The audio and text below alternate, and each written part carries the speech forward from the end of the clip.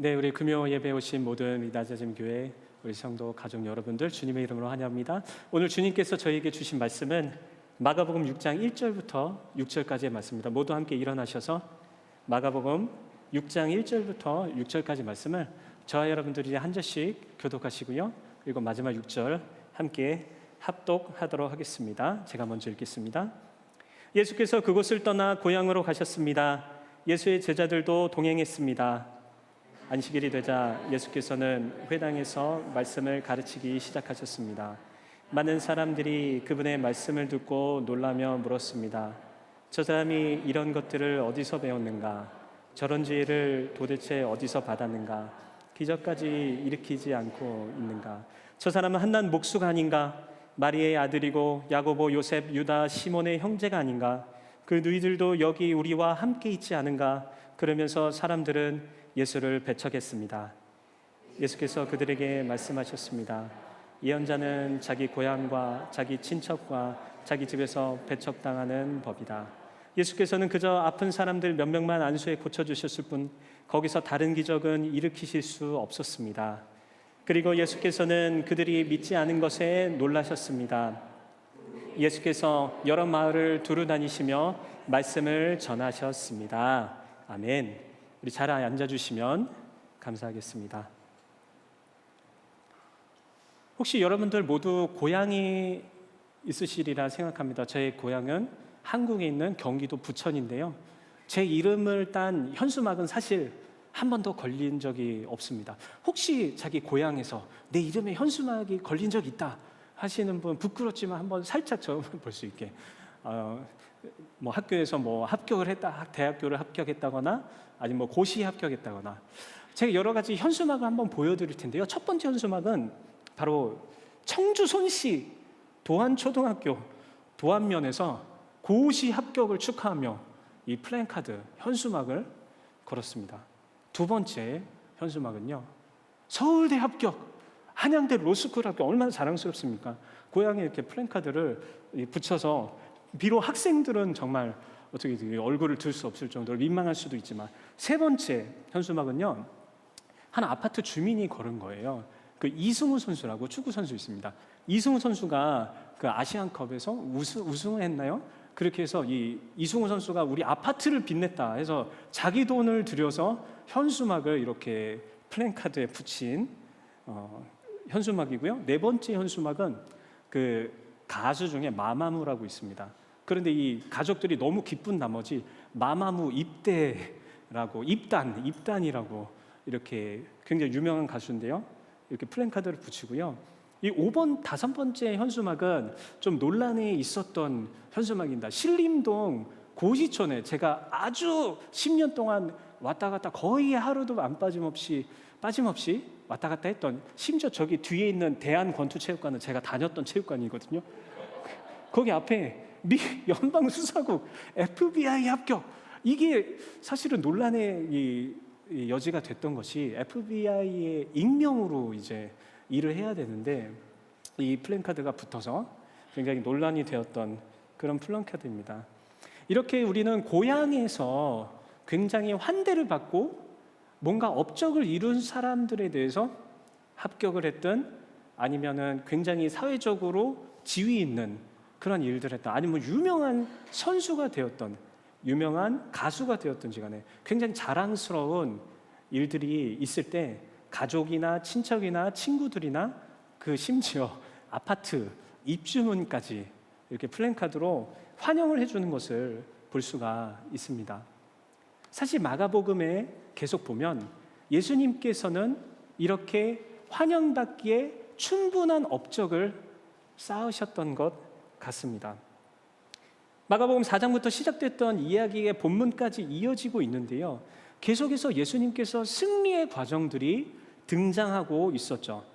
바람과 풍랑을 잠잠케 하시고 귀신을 내어쫓으시고 사람들을 치유하셨습니다. 심지어 죽음을 극복하시고 죽은 아이를 살리신 야이로의 딸을 통해 죽음까지 예수 그리스도의 권세에 굴복했음을 성경은 보여주고 있습니다. 우리는 이러한 예수님의 성공과 승리하심과 권위 있음에 계속 반복되는 모습을 볼 때 무언가 예수님의 승리는 자동적으로 이루어지지 않았나라고 생각하게 됩니다. 예수님의 권위에 복종하는 것이 당연하고요. 이적과 능력이 굉장히 이 사람들에게 그리고 독자에게 우리에게 익숙해질 그럴 때쯤 예수님은 제자들과 고향을 방문하시는데요. 그곳에는 그 어떤 플랜카드도 걸리지 않았습니다. 오히려 고향의 반응은 굉장히 싸늘하죠. 아주 뜨거웠던 핫했던 이 냄비가 식어버린 것처럼 예수님께서 계속해서 기적과 이적을 베푸시고 마지막에 이제 죽은 사람까지 살리시는 그런 장면을 보여주다가 예수님의 고향에서 예수님께서 홀대받고 천대받고 무시당하는 모습을 보여주고 아주 극명한 대비가 이곳에 보이는 것 같습니다. 당연한 것처럼 생각되고 있었던 주님의 기적과 일하심은 갑자기 멈춘 것처럼 정지 상태에 도착하게 됩니다. 자동적인 것처럼 보였던 예수님의 사역들이 예수님의 고향에서는 멈췄던 것이죠. 우리 또한 종종 주님께서 정말 내 삶을 통해서 일하시고 역사하시고 정말 흡족할 만큼 내 신앙을 잘 인도하시는 것 같다가도 종종 주님의 일하심과 주님의 역사하심이 멈춰버린 것 같이 느껴질 때가 있지 않습니까? 아니, 나는 그리스도인이니까 주님께서 자동적으로 나를 잘 되게 해주실 거야. 나는 교회에 다니니까 주님께서 나를 보호해 주실 거야. 나는 주님의 자녀니까 나의 믿음과 나의 신앙과 나의 인생의 안전함과 보호함과 그리고 주님 앞에서 평안함은 당연한 것이야 라고 혹시 생각하고 계시진 않습니까? 4장과 5장에서 주님께서 구원받은 기적을 체험하고 있는 수많은 등장인물들의 공통점이 하나 있는데요. 그것은 바로 예수님께 믿음으로 반응했다는 것입니다.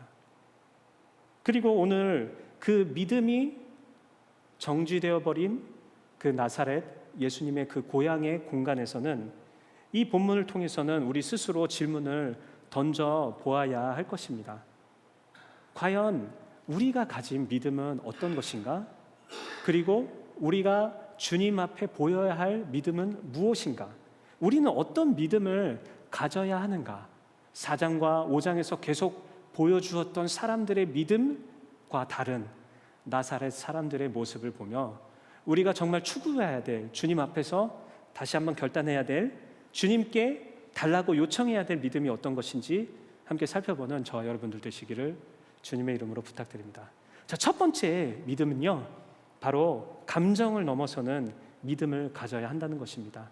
1절과 2절을 제가 다시 한번 읽어드리도록 하겠습니다. 예수께서 그곳을 떠나 고향으로 가셨습니다. 예수의 제자들도 동행했습니다. 안식일이 되자 예수께서는 회당으로 말씀을 가르치기 시작하셨습니다. 많은 사람들이 그분의 말씀을 듣고 놀라며 물었습니다. 저 사람이 이런 것들을 어디서 배웠는가? 저런 지혜를 도대체 어디서 받았는가? 기적까지 일으키고 있지 않은가? 아멘. 예수님이 고향으로 가고 계시죠? 이 갈릴리 호수 근처와 그리고 특히 가버나움에서 계속해서 이적을 베푸시고 사역을 행하시고 많은 사람들을 치유하셨다는 것을 우리가 잘 알고 있습니다. 이제 가버나움에서 나사렛까지 한 25마일의 거리를 다시 오신 것 같아요. 자세히 살펴보면 예수님의 가족들을 이전에 예수님이 만난 적이 있거든요. 예수님이 사역하실 때 예수님의 가족들이 예수님을 통제하려고 했었죠. 예수님이 사역이 계속되는 동안 아마도 예수님의 사역의 소식들이 이 가족들에게 전해지자 그 나사렛에 있었던 어머니와 예수님의 어머니와 그리고 형제 자매들이 찾아와서 뭐라고 했습니까? 예수님이 미쳤다. 완전히 이제 정신이 나간 것 같다. 그래서 같이 가자. 그랬더니 예수님이 뭐라고 하셨습니까? 아니다. 너희들이 내 가족이 아니고 내 뜻대로 행하는 자가 가족이라고 말씀하셨죠. 회당에서 계속해서 가르치시는 예수님의 모습도 보입니다. 회당에서 가르침을 받는 사람들의 모습 또한 가르침을 허용한 모습을 볼 때 약간이나마 나사렛에서 예수님의 그 명성에 걸맞는 대접을 해 주었던 것 같아요. 그 지역에서 예수님이 조금 중요한 사람이 되었다는 것을 알려주고 있습니다. 하지만 누가와 달리 마가는 그 가르침의 내용에 대해선 말하고 있지 않은데요. 중요한 것은 예수님이 그 가르치시는 동안 사람들이 그 가르침을 멈추었다는 것입니다. 마가의 표현에 의하면 예수님의 가르침은 중간에 끊겼습니다. 군중들의 반응에 의해 멈춰진 것입니다. 예수님의 지혜와 이전에 행하셨던 치유에 대한 소문에 놀라고 있었고요. 예수님의 가르침에 놀라고 있었습니다. 그런데 그들의 반응이 굉장히 재밌어요. 놀라야 할 것에 놀라지 않고 놀라지 말아야 할 것에 놀라고 있는 모습을 볼 수가 있습니다. 그들의 질문은 무엇이었습니까? 우와, 대단한 메시지다. 하나님의 나라가 이제 선포되었구나. 우리가 알던 이 예수가 메시아인가? 그렇다면 우리가 해야 될 것은 무엇인가? 그 예수가 메시아라면 우리가 이제 해야 될 것은 무엇인가라고 질문을 던지지 않았다는 것이에요. 2절 말씀에 뭐라고 이 사람들은 반응하고 있습니까? 저 사람이 이런 것들을 어디서 배웠는가 놀라고 있죠. 저런 지혜를 도대체 어디서 받았는가 감동하고 있어요. 기적까지 일으키고 있지 않은가, 어떤 감정적으로 뭔가 격양이 된 것 같아요. 마가는 예수님의 가르침의 내용이 아니라 사람들의 반응에 주의를 기울이고 있습니다. 예수님의 지혜와 기적에 사람들이 반응하고 있습니다. 놀라워하고 있어요. 그런데 그 내용이 아니라 그 출처에 대해서만 궁금해하고 있습니다. 아마도 그들이 살고 있는 이 나사렛에서 어떻게 이런 지혜를 가진 사람이 배출되었을까 궁금했기도 했겠죠. 우리는 이 나사렛 사람들의 반응을 보면서 감정적인 반응 그리고 놀라움의 반응이 반드시 믿음과 연결되는 것은 아니라는 것을 볼 수가 있습니다. 물론 감정은 사람을 사람답게 만드는 아주 중요한 요소입니다. 노력과 의지와 설득으로 해결되지 않았던 인간관계의 그 많은 어려움들이 감정의 해소로 인해서 변화로 인해 엄청 빨리 해결되는 일들을 우리는 종종 경험합니다. 하지만 놀라움의 감정 그 자체는 그 자체로는 사실 커다란 의미가 없어 보이는 것 같습니다. 복음과 그리스도에 대한 일시적인 감정은 그것을 넘어선 무언가가 우리에게 필요하다는 것을 알려주고 있습니다. 나사렛 사람들에게 놀라움은 있었지만요, 그 이후에 어떻게 자신들이 해야 될지까지 이어지지 않았다는 것이죠.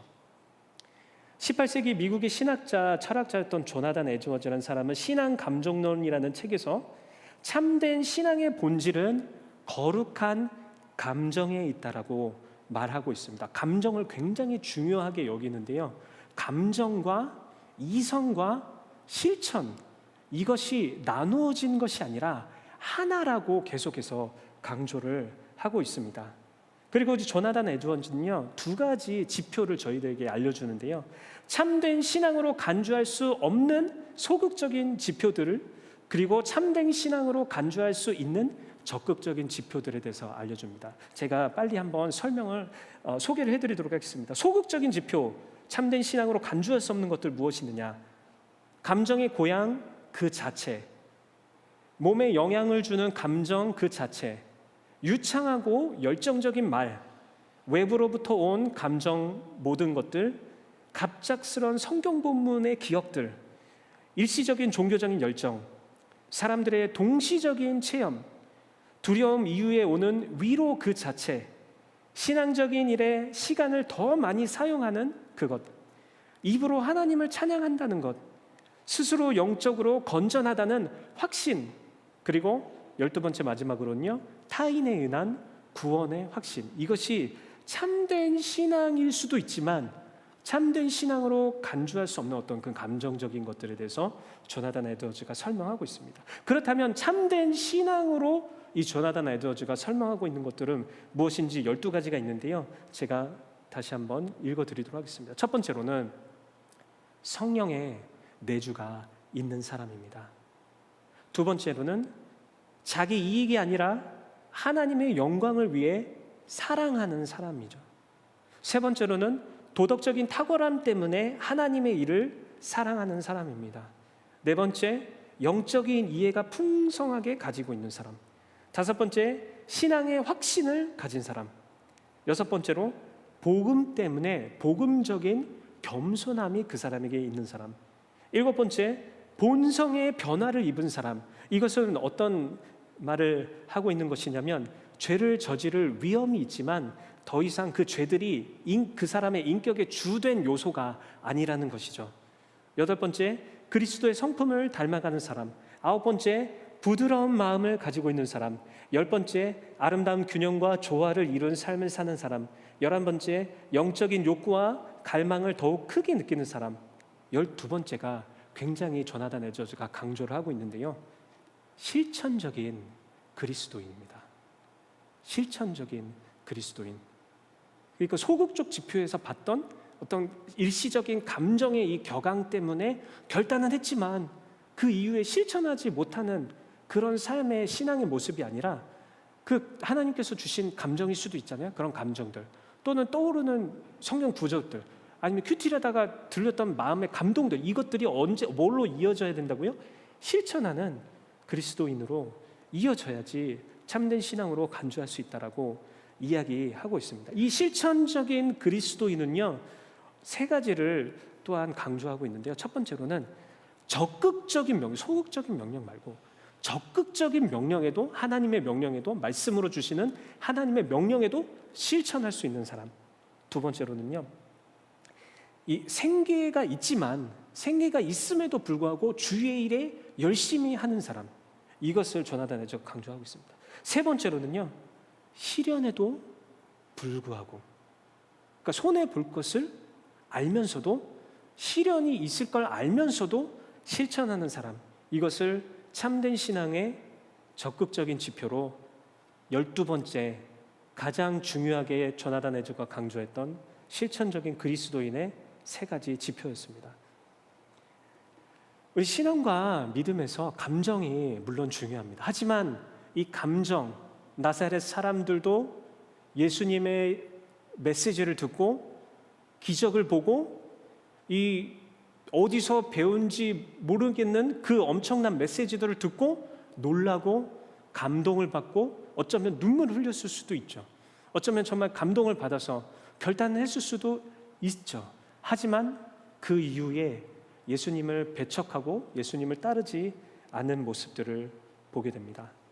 우리는 감정을 넘어서는 믿음과 신뢰를 주 예수께 드릴 때 우리의 믿음을 통하여 주님께서 일하신다는 것을 오늘 본문을 통해서 알 수가 있습니다. 주님이 원하시는 믿음은 일시적인 감정의 믿음이 아니었습니다. 참된 신앙과 믿음은 그 감정으로 인해 인격적인 변화가 일어날 때 가능한 것입니다. 큐티를 하고 메시지를 듣고 그리고 예배에 참석할 때 우리는 늘 고민해야 할 것입니다. 무엇을 실천할까? 무엇을 변화시킬까? 오늘 내 삶에서 변화의 모습은 어디인가? 주님이 원하시는 믿음은 적극적인 명령에도 예스하는 것입니다. 가족들의 생계도 챙기고 주님도 섬기는 것이 바로 실천하는 그리스도인입니다. 어떠한 시련에도 불구하고 이 주님께서 주신 적극적인 메시지를 실천하는 것이 바로 실천하는 그리스도인인 것입니다. 그리스도의 십자가를 어떻게 내 삶에 실천해 볼까? 하나님의 나라를 어떻게 내 삶에, 내 인생에, 우리 교회에 실천해 볼까?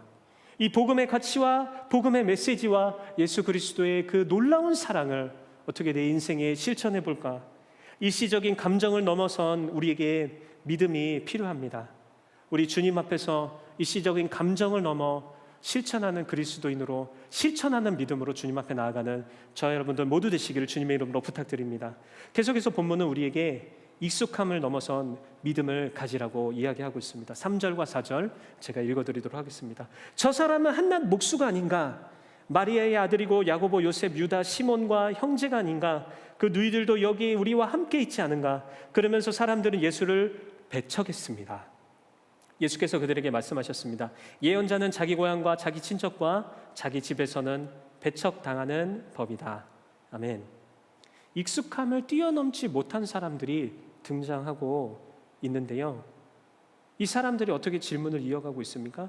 주님을 볼 때 목수로 표현을 하고 있죠. 저 사람은 한낱 목수가 아닌가? 그리고 가족들도 있던 것을 알 수가 있습니다. 예수님의 가족들을 설명하면서 그 누이들도 여기 우리와 함께 있지 않은가? 잠시 가르침과 기적에 놀랐던 사람들은 곧 이 예수라는 사람이 이 나사렛에서 무엇을 했었는지를 기억해냈던 것 같아요. 예수님은 그 고향에서 목수 일을 하셨습니다. 예수님이 그 지역의 핸디맨이었던 거죠. 문도 만들고 창틀도 만들고 의자도 만들고 가구도 만들고 어떻게 보면 목각 인형 같은 거를 만드셨을 수도 있겠죠. 아마 지역적으로 그렇기 때문에 예수님 모르는 사람이 없지 않았을까 생각을 해봅니다. 요셉의 아들이 아니라 마리아의 아들이라고 표현하는 것도 어느 학자에 의하면, 모든 학자들이 다 동의하는 것은 아닌데요, 이때 이미 요셉이 죽었을 것이다 라고 이야기하는 학자들도 있습니다. 그래서 마리아의 아들이라고 표현을 했을 수도 있다.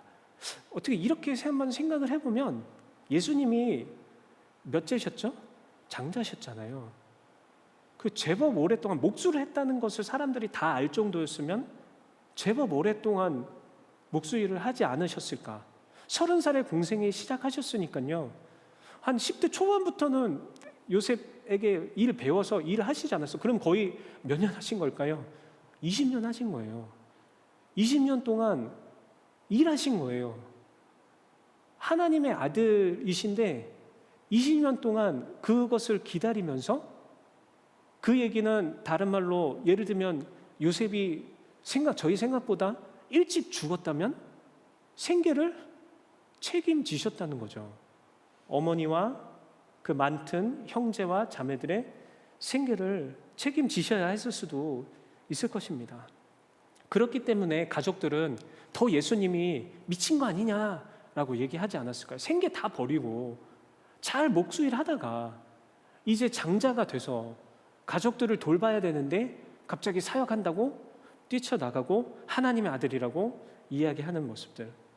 하지만 근데 여기서 저희가 한 가지만 짚고 넘어갈 것은, 오늘도 가정과 직장에서 힘쓰면서 자신의 일을 하는 모든 삶의 현장에 있는 사람들, 예수님이 그 현장을 모르실까요? 그렇지 않다는 거죠. 우리 일과 직장과 사역 전까지 그 지역에서 목수 일을 하시면서요, 핸디맨으로 여기저기 또는 자기의 작업장에서 열심히 나무를 깎으셨던 예수님은 가족의 생계를 책임지셨던 우리들의 모습을 충분히 공감하고 이해하신다는 것입니다. 그런 예수님의 위로가 여러분의 모든 일터와 가정과 우리의 삶에 넘치길 소망합니다. 예수님이 공감하시고 이해하시는 그 삶의 현장이 우리 성도님들의 일터와 가정에 있기를 축복합니다. 다시 본문으로 와서요. 중요한 것은요, 나사렛 사람들이 아주 오랫동안 목수 일을 하던 예수님을 알고 있었다는 것이죠. 익숙한 예수님의 모습이 누구라는 것이죠? 메시아, 하나님의 아들이 아니었다는 거예요. 목수였다는 것입니다. 그들은 오랫동안 기다리던 메시아라고 예수님을 받아들이지 않았습니다. 오히려 예수님을 배척하고 꺼려하고 달갑게 여기지 않고 있습니다. 심지어 예수님의 말씀을 회당에서 들었지만 그것을 거부하고 있었습니다. 우리가 복음을 전하고 교회로 사람들을 인도하는데 가장 부딪히는 많은 어려움들이 무엇인가요? 우리 가족들을 전도하는 것, 특히 우리 친한 친구들을 전도하거나 우리 지인들을 전도하는데 가장 어려움이 뭘까요? 이런 질문을 할 수도 있잖아요. 네가 뭔데? 네가 뭔데? 내가 네 어떻게 살았는지 다 아는데. 우리 과거를 너무나 잘 알기 때문에 우리 가족들, 친한 친구들을 전도하는 것이 어렵지 않겠습니까? 반대로 우리가 우리의 신앙을 바라볼 때, 우리 믿음을 바라볼 때 익숙하게 여겨지는 것에 대한 어려움은 없으십니까? 우리는 지나치게 익숙하게 우리의 신앙과 우리의 삶을 우리 또한 여기고 있지 않습니까? 이 익숙함이 왜 더 위험하게 느껴지냐면요, 이런 익숙함이요, 우리가 살아온 익숙함, 우리 자신에 대한 익숙함, 그리고 우리의 신앙에 대한 익숙함, 그리고 우리 타인에 대한 익숙함, 그리고 우리가 복음과 우리 신앙 생활에 대한 그 익숙함 자체가 우리에게 편견으로 자리를 잡을 수 있기 때문입니다. 이 편견이 무서운 것은 하면요, 있는 그대로를 보지 못하게 한다는 것입니다. 타인을 향한 편견, 우리가 어떤 사람들을 바라볼 때 얼마나 많은 편견을 가지고 있습니까? 다른 사람에게 들은 소문에 우리의 판단이 얼마나 오락가락하는지 모릅니다. 우리가 익숙한 편견에, 익숙함에 우리가 사로잡힐 수가 있습니다. 그리고 우리 자신에 대한 익숙함은요, 우리 자신을 움츠러들게 하는 편견을 우리에게 주기도 합니다. 지난주에 제가 한국에서 함께 사역하던, 캠퍼스 사역하시던 그 간사님이 대학생들 20명을 데리고 미국에 비전 트립을 오셨어요. 그래서 이쪽 동부 지역이랑 그리고 버스턴도 오시고, 그 필라델피아도 가시고, DC도 가시고, 나이아가라도 가고, 뉴저지에서 그 수련회도 하고, 이렇게 해서 저희 고등커넬에도 1박 2일 동안 와서 제가 학교 안내도 하고 근처에 있는 기독교 유적지를 잠깐 안내를 드린 그것이 바로 이제 지난주였습니다.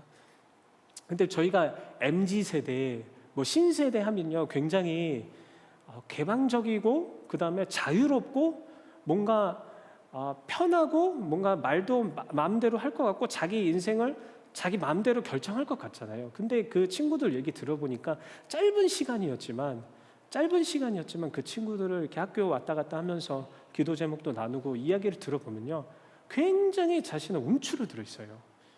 이 학생들이요, 그리고 특히 이제 한국에 있는 여기 서울 지역에 그래도 학교를 다니면 제법 좋은 학교 학생들이 온 거거든요. 근데 굉장히 움츠러져 있고요.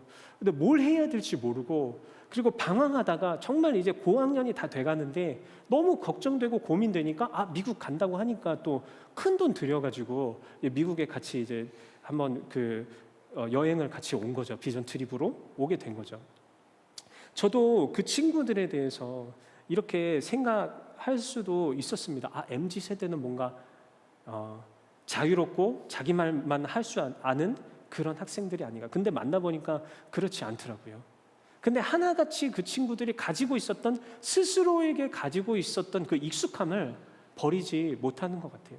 이전부터 계속 행해왔던 그런 익숙함들, 자기 스스로 믿음으로 더 자신의 삶과 지금까지 했던 습관들을 깨어버리고 올라가는 그런 것들을 못했다는 거죠. 더 도전하고 싶은데, 더 하나님께서 주신 것들을 불큰해가지고 정말 더 하나님께서 주신 비전을 더 확장해서 살아가고 싶은데, 신앙 따로, 믿음 따로, 그리고 공부 따로, 그리고 자기 고민 따로, 전부 다 따로따로 생각하면서 하나님 앞에서 하나로 통합하지 못하는 모습을 보고 제가 너무 마음이 아파서 마지막 날 차 타기 전에 같이 모서, 정말 저도 이제 간사님이었으니까, 그때 이제 간사님은 10년 동안 영어 공부 하나도 안 했다, 하나도 안 하고 고민 많았다 나도. 근데 나도 되지 않냐. 여기 와서 제가 처음 말씀드린데요, 사실 여기 와가지고 돈 하나도 없다, 하나도 없는데 내가 여기 와서 미국에 있는 한인교회에서 받은 장학금만 16군데야. 도와주시고 1,000불씩 2,000불씩. 그래서 MDiv 공부할 수 없었는데 주님께서 다 해주신 거야. 믿음으로. 나도 40 돼가지고 왔는데, 제가 이게 정말 누구한테도 잘 얘기를 안 하는 자랑 같아서 얘기를 안 하는데, 그 친구들이 너무 막 그 자기의 그 익숙한 거에 벗어나지 못한 거. 그래서 간사님도 40대 돼가지고 토플 막 정말 뭐 어렵게 공부해서 겨우 합격해서 와서 아둥바둥 하고 있는데, 근데 하나님께서 보내시는 사람들은 분명히 그 길이 있다. 왜 그거를 자신의 너희들의 상황과 너희들이 할 수 없다는 그 편견, 자기 자신에 대한 편견에 사로잡혀 있냐. 제발 그거를 부서뜨리고 그거를 넘어섰으면 좋겠다라고 이야기를 해줬습니다. 자신에 대한 익숙함과 편견으로 우리 자신 스스로 하나님께서 원하시는 믿음과 하나님께서 원하시는 삶이 있는데 그것을 살지 못하게 하고 있진 않은가. 심지어요, 이런 익숙함과 편견이 복음에 대한 편견과 예수님에 대한 편견에까지 이어집니다. 사도행전 15장 1절에 보면 이렇게 말하고 있습니다. 유대에서 몇몇 사람들이 안디옥으로 내려와 형제들을 가르쳤는데 모세가 가르친 관례에 따라 할례를 받지 않는다면 구원을 받지 못한다라고 했습니다. 바른 복음을 전한 바울과 바나바와 그리고 그것을 문제 있다 말하고 있는 유대인들 사이에서 지금 다툼과 변론이 일어나고 있는 것이죠. 예수님은 유대인만의 왕이라는 그런 자기 편견과 익숙함에 빠져서 이 복음에 대해서도 좁게 생각하고 있는 것이죠. 예수는 없고 문화만 남게 된다는 것이죠. 중요한 것은요, 우리가 예수 그리스도께서는 이 자신의 편견에 빠지지 않으셨다는 것입니다. 예수님은 이 배척에 대해서 이렇게 말씀하고 있습니다. 선지자는 고향에서 배척받는다라고 말씀하고 있어요. 강조하면서 이렇게 얘기하고 있죠. 고향, 친척, 그리고 집에서. 생각해보면 가족들이 예수님을 미친 사람으로 취급하고 있죠. 그리고 고향에서도 예수님의 기적과 가르침에도 이를 거부하고 있습니다. 중요한 것은 예수님 스스로 자신의 그 과거의 익숙함과 편견에 빠진 것이 아니라 분명한 정체성, 자신이 누구인지 정확하게 말씀하고 계시다는 것이죠. 자신의 역할을 아셨다는 것입니다. 예수님은 자신을 선지자로 여기시고 말씀하셨습니다. 선지자가 누구입니까? 하나님을 선포하고요, 미래에 대해서 예언하고 말씀에 대한 권위를 가지고 다른 인간의 전통이나 허락에 의존하지 않고 자신의 권위로, 하나님의 말씀의 권위로 선포하는 사람입니다. 예수님은 선지자로서 어떻게 하셨습니까? 예수님은 선포하셨고요, 예수님은 권위로 말씀하셨습니다. 예수님은 하나님의 나라가 오는 미래에 대해서 말씀하고 계십니다. 그리고 예수님은 그가 죄를 사할 권위가 있다고 주장하셨고 기적을 통해서 신적 권위가 있음을 증명하고 계시다는 것입니다. 굉장히 호의적인 것은요, 이 익숙함을 넘어서는 사람이 예수님뿐만이 아니라는 것이죠. 익숙함을 넘어서는 예수님의 형제들의 모습을 우리는 보고 있습니다. 어쩌면 예수님이 이전 모습이 가장 익숙했을 예수님의 형제 야고보, 그의 반응은 어떻습니까? 예수님이 미쳤다고 생각했고 원망했었고 어머니 마리아와 형제 자매들과 예수님을 찾아갔고 황당한 이야기를 들었고 그리고 그가 나사렛에 방문했을 때 이상한 일을 하고 있는 것을 보았습니다. 그런데 야고보는요, 고린도전서 15장 7절에 보면 부활 후 예수님을 만났죠. 그리고 사도행전에 보면 예루살렘 교회의 리더가 됐다는 것을 알 수가 있습니다.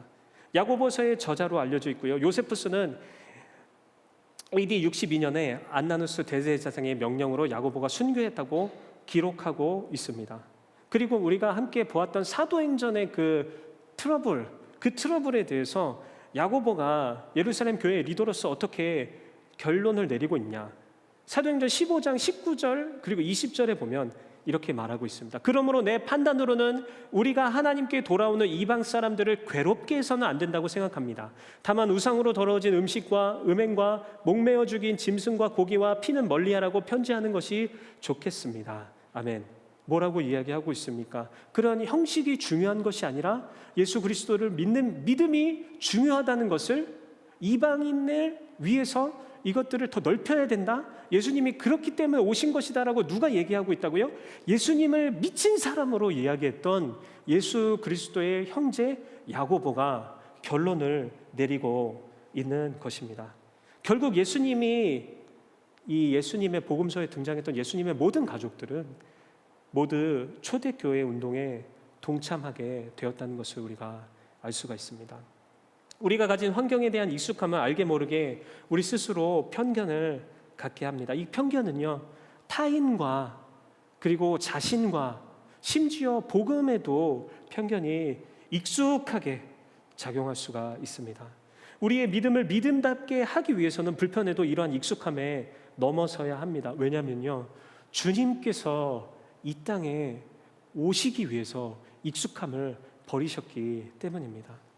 주님은 신적 위치에서 그 누구도 예상할 수 없었던 인간의 몸으로 이 땅에 오셔서 모든 익숙함을 버리셨어요. 그리고요, 20여 년간 목수의 일을 하셨습니다.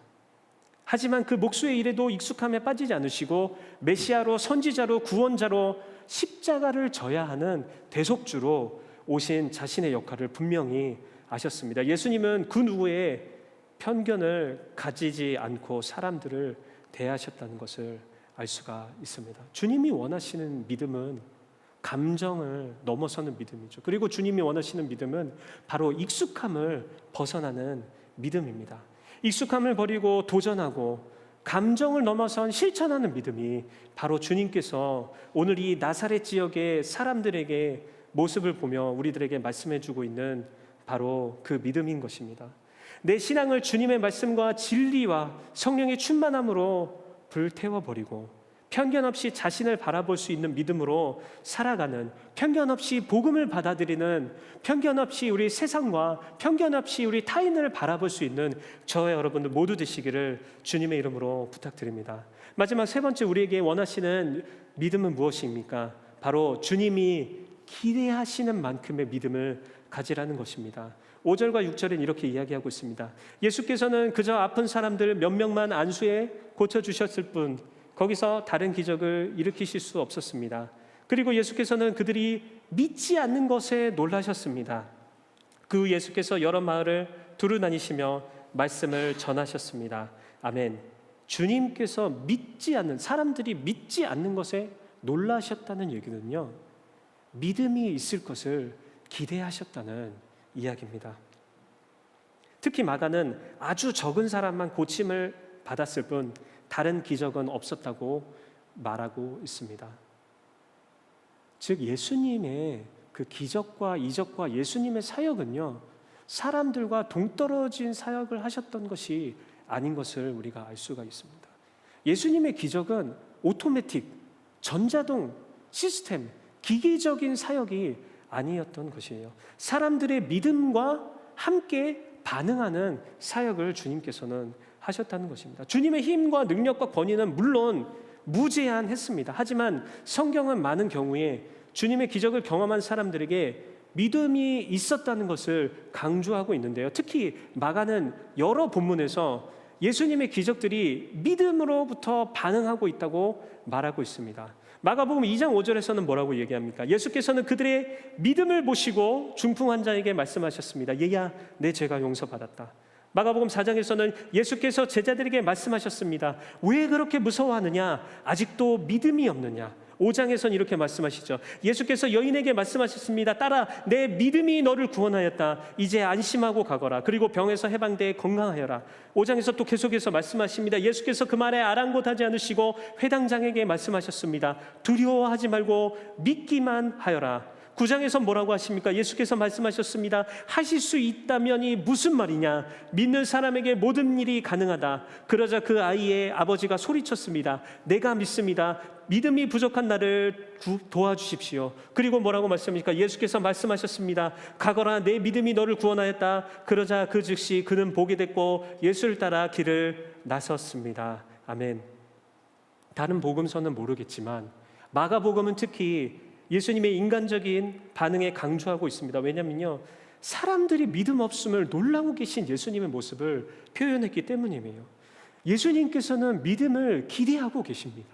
말씀을 들은 사람들, 신앙을 갖고 있는 사람들에게, 심지어 우리 현대를 살아가는 그리스도인들에게도 주님께서는 믿음을 기대하고 계십니다. 왜냐고요? 그 믿음을 통해서 주님께서 일하시기 때문입니다. 그 믿음이 없이는 주님께서도 그 일들을 행할 수가 없다는 것입니다. 주님을 놀라게 하는 방법이 두 가지가 있습니다. 첫 번째 방법 무엇입니까? 주님을 어떻게 놀라게 해드리고 싶어요?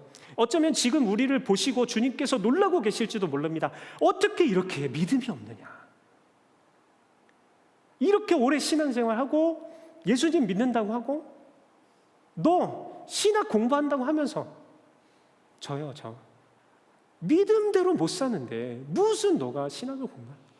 주님을, 내가 지금까지 너를 어떻게 인도했는데, 너희 가정을 지금까지 어떻게 인도해 왔는데, 너의 인생과 너의 교회를 지금까지 어떻게 인도해 왔는데 어찌하여 너는 아직도 믿음이 없느냐? 주님 놀라게 해드리는 첫 번째 방법입니다. 믿음 없는 거. 마가복음 11장엔 이렇게 이야기하고 있습니다. 예수께서 대답하셨습니다. 하나님을 믿어라. 내가 너희에게 진실로 말한다. 누구든지 저 산에서 들려서 바다로 빠져라 하고 마음에 의심하지 않고 말한 대로 될 줄 믿으면 그대로 이루어질 것이다.